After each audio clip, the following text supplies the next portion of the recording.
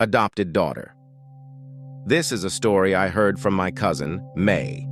On her way to Milwaukee, May, her boyfriend, and two other guy friends, one was driving, and the other one was in the back seat with May. The four of them got bored and they began telling ghost stories. The guy who sat in the back with May began telling the story about his uncle's adopted child from Laos, Sia. Sia was Hmong and an orphan before she was adopted and brought to the U.S.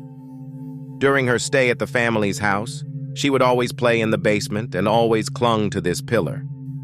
Even though the family had other children, Sia would never play with them when in the basement. By herself, she would cling onto the pillar, singing, hugging, and kissing it.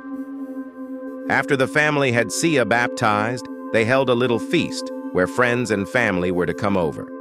Sia's adoptive father came down into the basement where Sia and some other children were playing and told them to head upstairs. As all the children hurried upstairs, Sia remained behind, clinging onto the pillar. "Sia, we have to go upstairs," her adoptive father said to her. But she shook her head and said that she wanted to stay in the basement and play some more.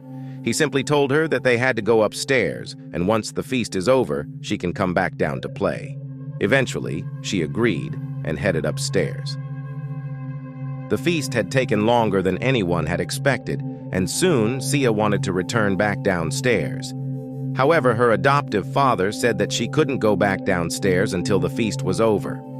Irritated, she went to her adoptive mother and asked if she could go back downstairs and play. Her adoptive mother said that the feast wasn't over, so she'll have to wait. Not to mention, there was no one downstairs. Sia shook her head. She then told her adoptive mother that her mother was downstairs. Her adoptive mother asked her what she meant. "My mom is downstairs," Sia replied. "She came here with me when I came to the States.